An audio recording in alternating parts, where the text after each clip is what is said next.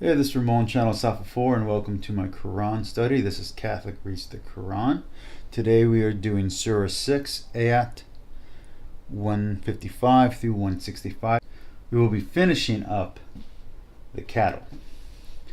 Okay, and because this is a little bit shorter, I am going to go ahead and do a little something different at the end of this video, because apparently you guys don't seem to get that I'm reading out of two different study Qurans as well as one parallel text Quran. So I am going to read some of the commentary from two of the different Qurans that I have, two of the different study Qurans.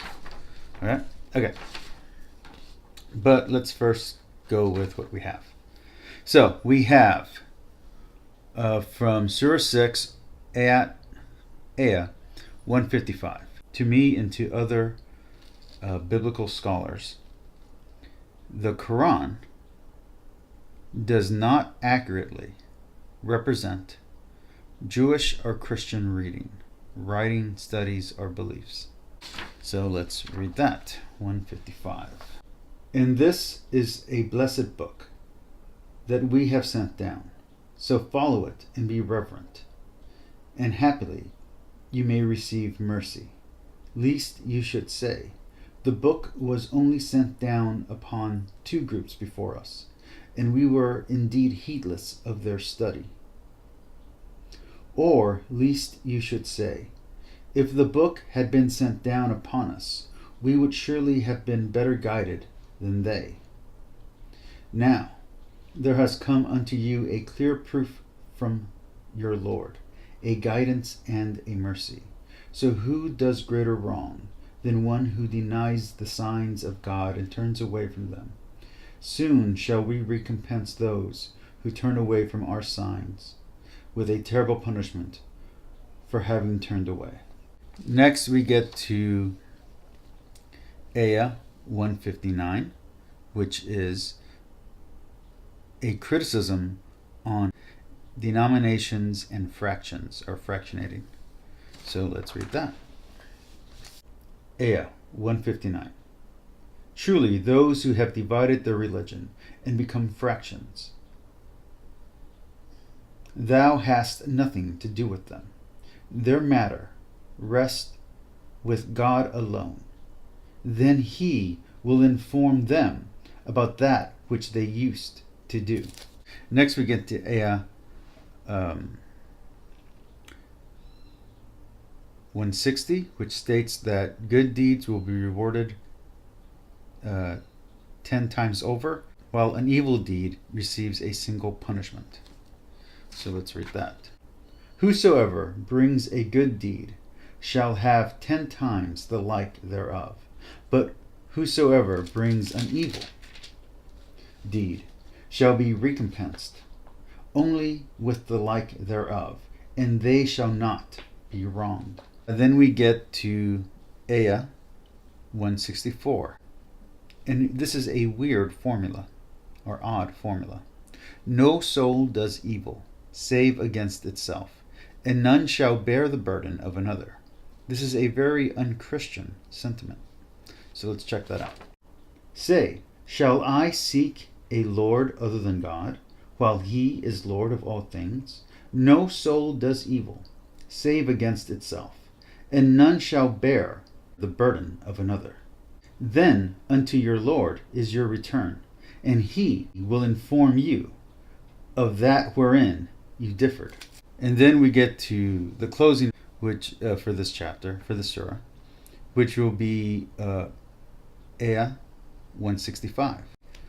The Quranic view of Muslims is that they are the vice regents over the earth, called successors. What I got from this chapter, which is this surah expresses anti-humanist and unchristian doctrine, as well as strong anti-pagan sentiment. So basically, the three philosophies that many Muslim scholars, and I guess the right word would be imams, argue against today, are already in the Quran being, if not condemned, at least being spoken against. So there you go. So now I want to show you something. So we're going to go from Surah 2, ayat 282, and this is the cow. And we're going to skip most of it and just read the part that almost everybody had a comment on. And then I'm going to show you a sample of the notes, and the notes are way too long to get into because I don't want to cross copyright, and there's a lot here. But I'm going to at least show you, kind of the basic of it, and then I'll try and show you from two different books, okay? To kind of give you a taste of exactly how much commentary is in here. All right. So 282 begins with, "O you who believe, when you contract a debt with one another for a term appointed, write it down." And then he gets into the rules of it, okay? And then the line that got everybody excited, "and call to witness 2 witnesses from among your men. And if there are not 2 men, then a man and 2 women from among those whom you approve as witnesses, so that if one of the 2 errs, the other can remind her." Okay, so over here in the commentary, it goes like this. This is the longest single verse in the Quran. It is said to have been revealed in connection with agriculture forward sales, but is generally applicable to all agreements, including loans. And then the first commentator here is T, which is Muhammad ibn Jihad al-Tabari. Okay? And what he says is, where payment and delivery do not take place simultaneously. And so basically they talk about this. Okay, and then it gets to, let's see, where's the part about the women? Okay, among the variety of interpretations concerning the stipulation that if one cannot find 2 men to serve as witnesses, one may call 2 women and 1 man. It is acknowledged that this provision is peculiar to the commercial transactions mentioned in these verses. And this is according to I, K, Q, R, and T. So who are I, K, Q, R, and T? Well, I, K is Ahmad al-Din Abu Lafida Isma'i bin Umar ibn Kathir. That's a mouthful. Okay, and then Q is Abu Abid Allah Muhammad ibn Ahmad al-Kutarbi. And then we get R, which is Fakar al-Din al-Razi. Then it goes and say, and differs from other kinds of testimony. Other verses explicitly equate male and female testimony, such as in Surah 24, ayah 6 through 9, where accusations of adultery are given equal consideration whether they are made by a husband or a wife. In the classical Islamic legal tradition, women are generally excluded from bearing witness in cases involving corporal punishment and qisas. But even in such cases, it seems to be a question of preference, since in the absence of a male witness, women's testimony could be accepted. Such preferences, now we're back to Q, such preferences likely reflect a general social aversion to involving women in such matters. Moreover, since cases are adjudicated by a judge, it is impossible, strictly speaking, to qualify the value of testimony, and a judge simply needs all the relevant evidence to come to a decision. Yet, it still says, if one of the 2 errs, the other can remind her. To err means to forget some aspect of the contract. The commentators, and again it gives now 3 different commentators, this is Q, R, and T. The commentators have generally hewed close to two interpretations of the phrase, that by being reminded the erring the women would become equal legally to the man, or that the two women together were equal legally to the man. The later, that is, that two women are equal to one man, was more widely accepted. It is also true that some commentators, but not all, understood this verse to indicate an essential inferiority in women's ability to judge objectively, and hence the intrinsic unreliability of their testimony. Nothing in the verse demands such a reading, however. And indeed, the very structure of the transaction described indicates otherwise. This verse could easily describe a situation in which two female parties arrange a forward sale and bring in two male witnesses, which is not likely to happen, but still it is possible to interpret it this way. In Islamic law, women, like men, can transact any sale or loan on their own behalf, including any number of transactions where witnesses are not necessary. Thus, the provision for two women to act as witnesses in place of a single man in forward sales or debts must reflect a different purpose. And then it just continues on and on and on and on. Okay? So when you guys think that I don't know the context, I know the context. I get it. That doesn't change how the line reads. And even the commentaries acknowledge how the lines read. But maybe you're going to say, well, this is biased because this particular guy is from a different Muslim sect, and maybe his interpretation, even though there's multiple sects being represented in here, maybe his interpretation is somehow changing the meaning. Okay, so let's go over here. All right. So it says all the same stuff in the surah, in the ayah. But it says, and call to witness from among your men two witnesses. But if there are not two men, then one man and two women from among those whom you choose to be witnesses, so that if one of the two errs, the one may remind the other. Okay, and then the note here is basically, so it breaks it up into pieces. So note A is about the subject of usury, and then note B is on the subject of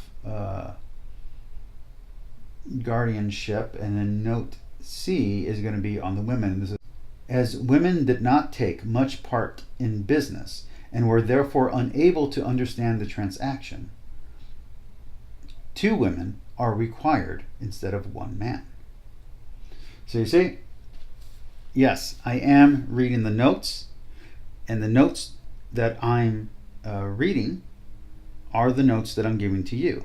That doesn't mean that those are the notes that you or your imam or your parents have taught you. That is what these scholars have said, and that is how I'm looking at it. I'm looking through it through many lenses here.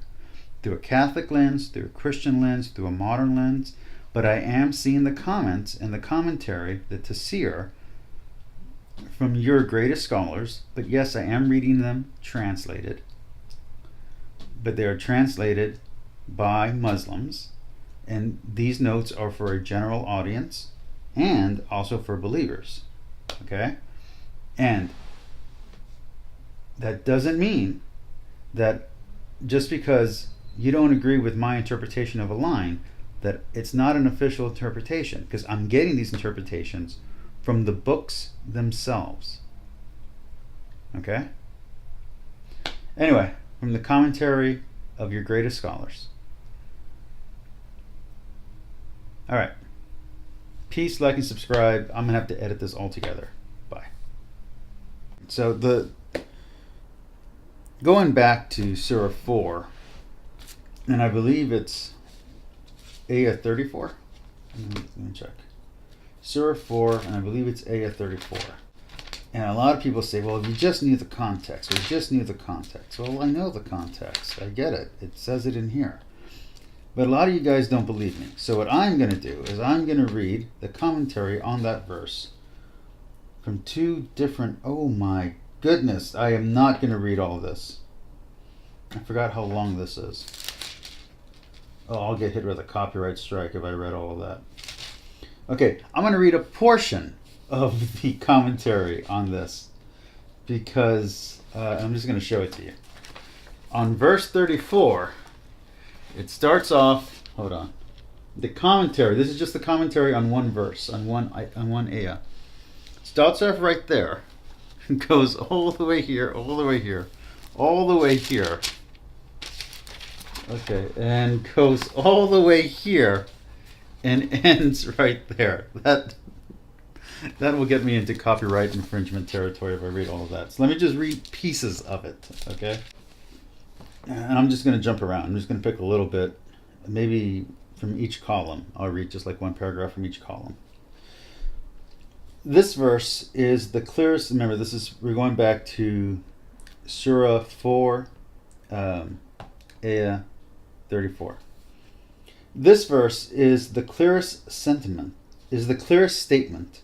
of a man's role and authority in the marital relationship as head of the household. Well, let me reread the passage for Surah 34 first, so you guys can... Okay. Men are the upholders and maintainers of women by virtue of that which God has favored, some of them above others, by the virtue of their spending from their wealth. Therefore, righteous women are devoutly obedient, guarding in absence what God has guarded. Guarding in absence what God has guarded. As for those from whom you fear discord and animosity, admonish them, then leave them in their beds, then strike them. Then if they obey you, seek not a way against them. Truly God is exultant great. That is not the one that I wanted to read, because that's not the one that you guys get all excited about. See, I should have gone back. I looked it up online where the line is. I should have just gone back to my notes, because in my notes I have it listed. Okay. So anyway, here. So this verse makes a connection between the just treatment of orphans and the just marriage practices. It can indicate simply that people should be equally vigilant concerning the proper treatment of wives and orphans. And so then it will go to a specific commentator. And so the first commentator, hold on, I got to see what the abbreviation is. Hold on for 1 second. All right, okay.